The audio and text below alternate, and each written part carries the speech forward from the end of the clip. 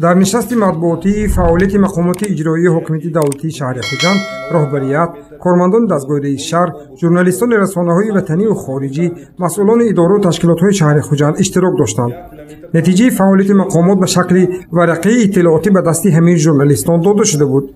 در برابر این، اجرا کننده وظیفه رئیس شهر خوجند فردوس شریف زاده با معروضی خود نزد حاضران از فعالیت ساحه‌های خواجگی خلق شهر در سال گذشته معلومات داد.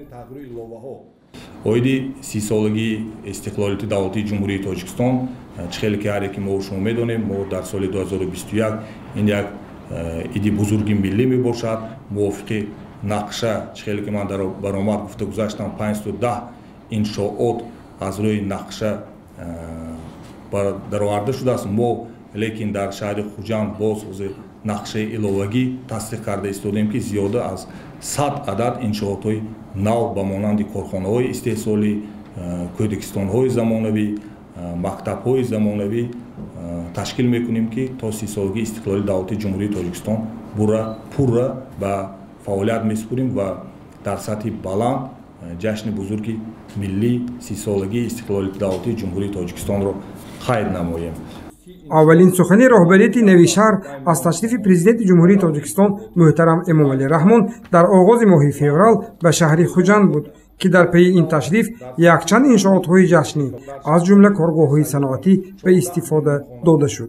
چنین کارگاه‌های استحصالی در مملکت خصوصا در شهر خوجند بنیاد و مورد استفاده قرار می‌گیرند که در برابر استحصال محصولات بلندصفت وطنی جایهای نو کاری تأسیس یافته ساکنان زیاد به شغل دائمی جلب کرده میشوند.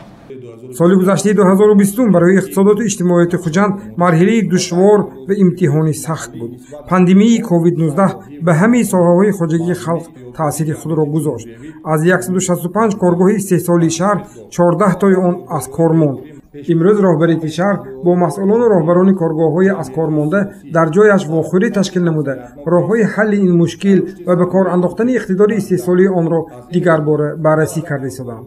تحلیل کرده آموخته ایستادیم با رهبریتشان صحبت کرده ایستادیم که در سال 2021 100% این کارخانه‌ها کار کنند و مجموعه محصولات صنعتی خود را بر زیاد تامین نمایند و نقشه ما در سال 2021 باز 17 عدد کارخانه‌های نوی صنعتی را تشکیل نمودند که تا که سطح زندگی مردم بلند شود جای کاری نو تأسیس دهیم. بعد انجام معروضه شهرداری خوجند ژورنالیستان به عنوان رهبریت شهر سوال دادند.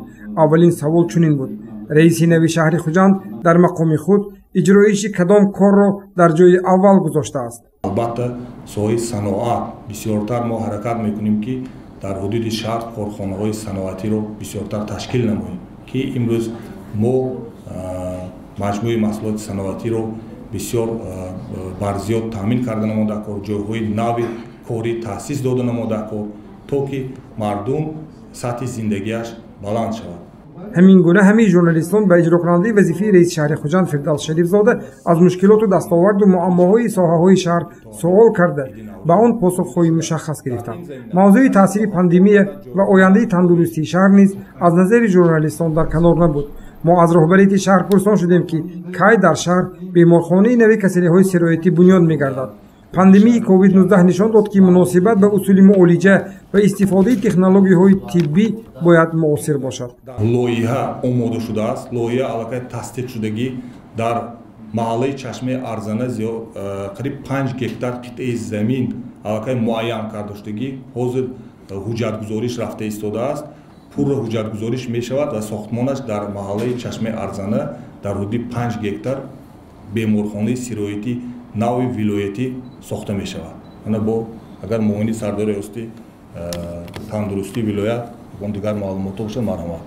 این بیمارخانه سرایتی که همچون بیمارخانه ولایتی تأسیس می‌یابد با نگاهی نو تشکیلی هم بوکس و هم منطقه سبز با خیلی که این کووید یک چند نمودی کاربری رو با معماهای در سایه تندرستی رو معین نمود با نگاهی نو لایحه بینیاد خوبتر است با همین سمت‌های گزارشی بیماری‌های سرایتی در بر می‌گیرد. در این نشست مطبوعاتی که برای 1 ساعت پیش بینی شده بود و زیاده از 1 ساعت و 15 دقیقه دوام کرد، ژورنالیستان توانستند که به اجرا کننده وظیفه رئیس شهر خوجند فردوس شریف زاده حدود 40 سوال داده به آن پاسخ گیرند.